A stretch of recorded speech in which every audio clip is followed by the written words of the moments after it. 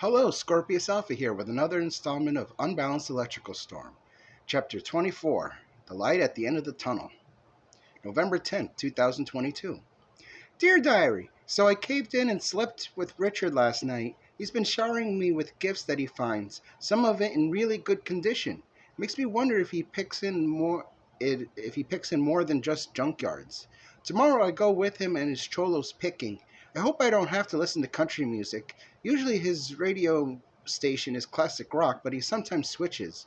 Country music is like nails on a chalkboard for me. I'm nervous about going picking just because of the germs, if nothing else. But I did this to myself. We got really drunk and had sloppy sex in my room, and then he left, telling me he'll see me at work tomorrow. Great, just great. But hey, at least this means he trusts me enough to know what he does for a living. He's been patient this whole time. Maybe his patience ran out. I don't blame him. I could tell he was getting antsy. It's a miracle he lasted this long.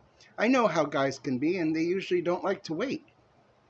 But I had to wait with him, and I think it paid off. I'm a little more comfortable around the cholos, too. They're just regular guys who just happen to dress like gangsters because they like rap.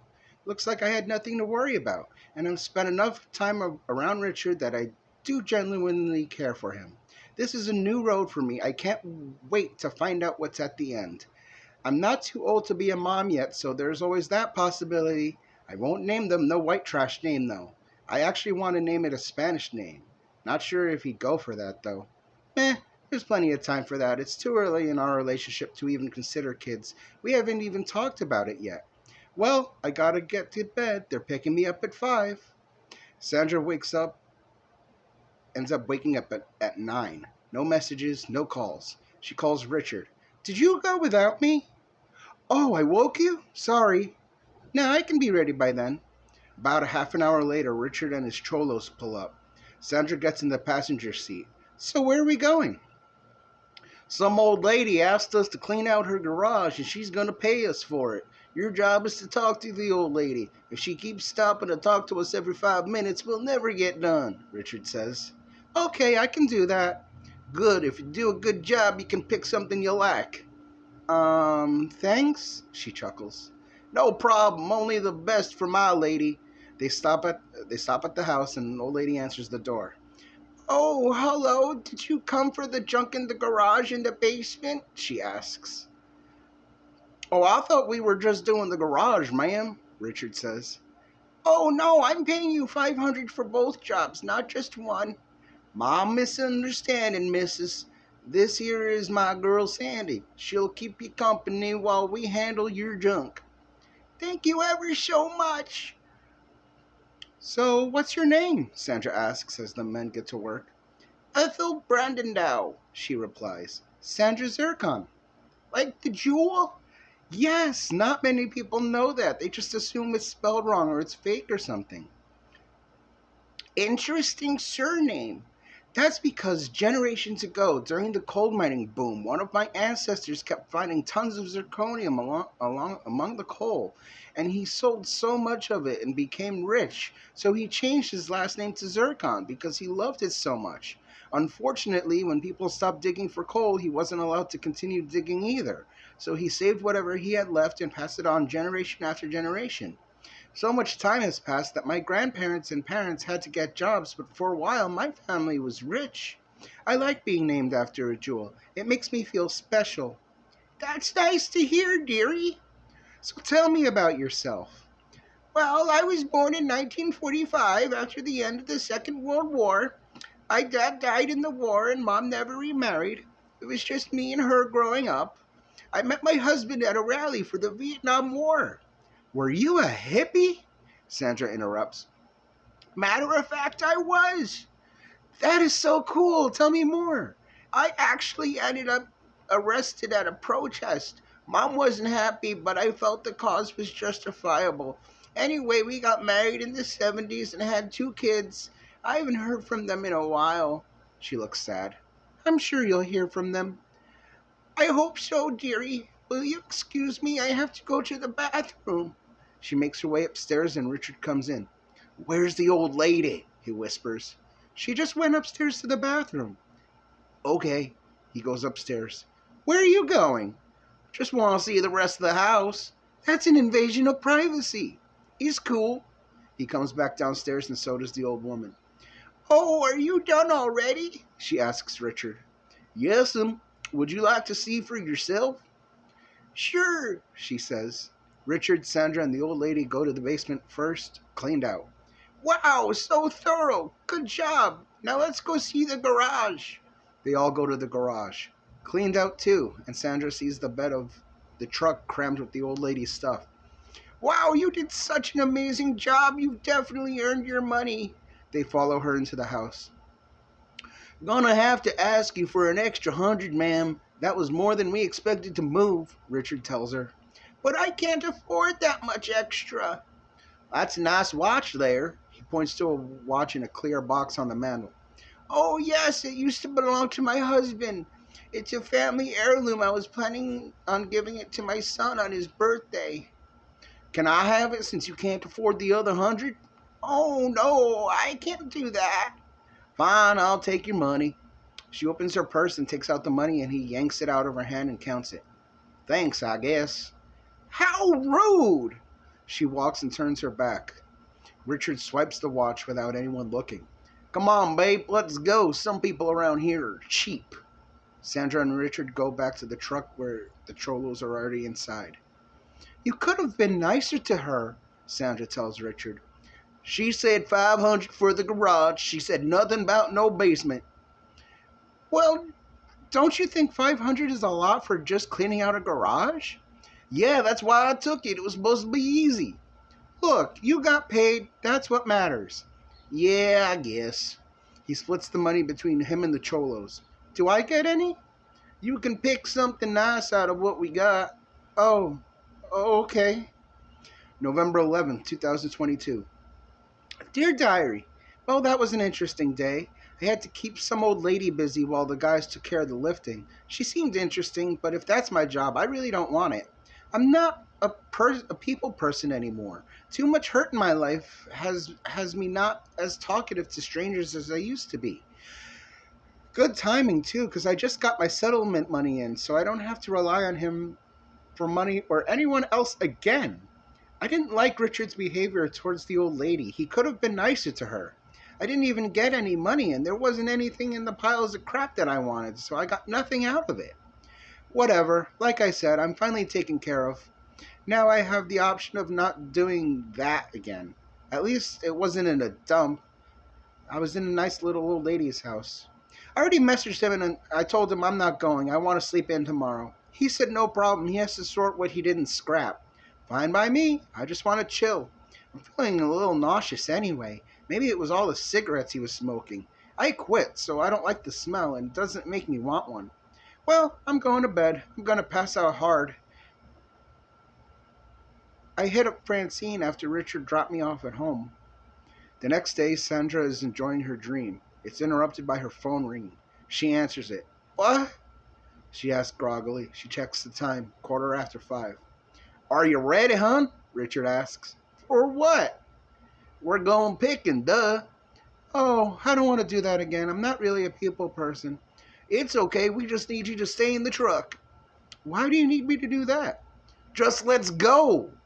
Sandra gets dressed and gets in the truck. Now what? Just hold on. They drive for a little while before ending up at a large house. Now, if anyone pulls up to this house, call me, okay? Are they expecting you?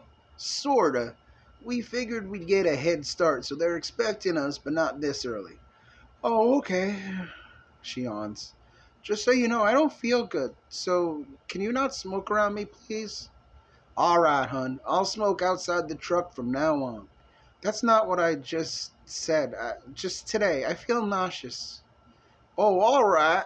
The guys get out of the truck and head towards the backyard of the house.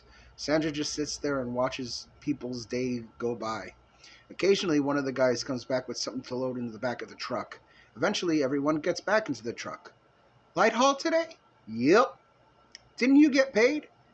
They said they'll mail a check. He starts the truck and starts driving. Weird, but okay. He drops Sandra off at her house. She goes back upstairs and falls asleep. She has a frightening dream involving Richard.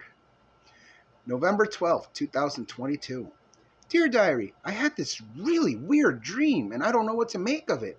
For one, Richard and his cholos were laughing at me. An embryo rolls off the table and smashes. They continue laughing and shooting their guns, and then the death woman appeared and I woke up. I had to get up and write this down as soon as I could. It could be an omen. I usually don't believe in that kind of stuff, but too many coincidences in my life tell me otherwise. I woke up still nauseous. I'm going to see if I can squeeze an appointment in today. I feel sick, but without feeling like I have a cold or flu or something. Maybe it was something I ate? The cigarette smoke? I hope this all gets figured out. November 12th. Continued. Dear Diary, so I'm pregnant. That's right, I just wrote that down. I'm pregnant. I don't know if I should tell anyone yet. After all, it's only the size of a pinhead right now. What if I can't carry it to term? I don't want to get people's hopes up just yet. I won't tell Richard until I start showing. He may be the father, but I'm not ready to tell him today. Maybe when we go out for my birthday, I'll tell him. Yeah, we'll be having a nice romantic dinner. It'll be the perfect atmosphere. I just wonder what his reaction will be. I hope a good one. Hell, I'll take incomprehensible babbling over anger. It's not what I quite expected, but I think I'll fake sick the whole week. I really don't feel like seeing him right now. Is that bad? I don't know. I'm so nervous about the whole thing. I feel like I should tell somebody, but I don't want anyone to know. I'm pretty tired. Think it's time for a nap. November 13th, 2022. Dear Diary, I saw Steve last night. I wasn't expecting him to show up. He said the same thing I did, that I never thought I'd end up with someone like him. He said if it's a boy to consider naming it after him. I think maybe I might. It's a nice name after all. Wow, it took 35 years to become a mother. I didn't think I'd have to wait so long. Better late than never, I guess. I want to tell my dad or my brother or my sister, but like I said, I don't want to get anyone's hopes up. Maybe if I last the first 3 months, I'll tell people. Yeah, that seems about right. The only people to know are me and Richard, although I do want to tell Francine. But I'm not telling people. This is so hard. Why can't I just tell people? It's not guaranteed to grow. Why? Because I'm too old to be having my first baby? Says who? Says the medical reports that problems with children begin around this age and chances increase every year? Well, it's not definite. No, it's not. You could be 40 and have a healthy baby. It depends on genetics and other factors. But what about my genes? My body is broken. I don't want to pass that on to some poor kid and then having Mr. Yeehaw as his dad. It's my fault. I slept with him. Still, I don't know what I should do. This is my only chance to become a mother. Do I take it? Or do I take it out to spare it from having a bad life? How do I know it'll be a bad life? Because that feeling I got when I first met him is back. Maybe I should split up with him and not tell him about the baby. I'd rather the kid be raised by family than by him. Especially if he's stealing. I have a bad feeling he does more than scrap. I think he raids the place afterwards. Oh God, am I seriously having a baby with a criminal? It sickens me to think that might be true. I hope not.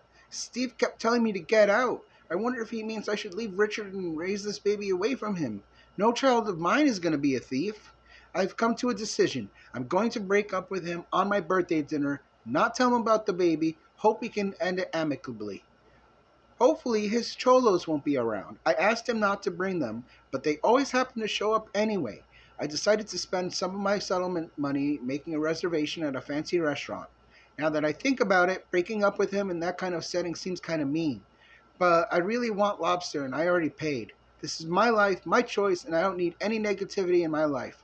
I don't think he'd fit well in our house either. I'm so scared, I don't know if I'm doing the right thing. Of course I'm doing the right thing. It's for the baby and it's for my sanity. Not like he knows about little Steve, and I hope he never does. November 18th, 2022. Dear Diary, well, this is it. It's crunch time. Tomorrow I split up with Richard. I'm so scared. I don't know how he'll react. What if he gets violent?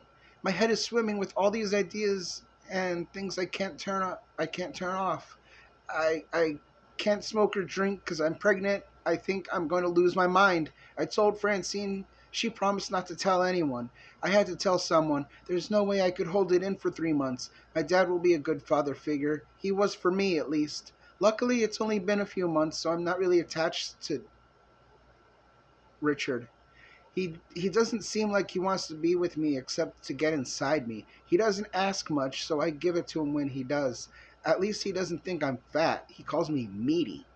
I'm going to miss silly quirks of those that he has, but I'm looking at the big picture here, which is raising my baby in a positive environment, and I don't think Richard could provide that. His house is filthy, that's why I never want to go over there. It would take me a year to get that house clean. He doesn't pick up after his dogs either, which I stepped in one time when I went there. I can't live in a house like that. I won't. I refuse to. Turns out all I needed in this life was a sperm donor, 'cause spending time with him got exhausting. And he drank while he drove. I'm definitely doing the right thing here.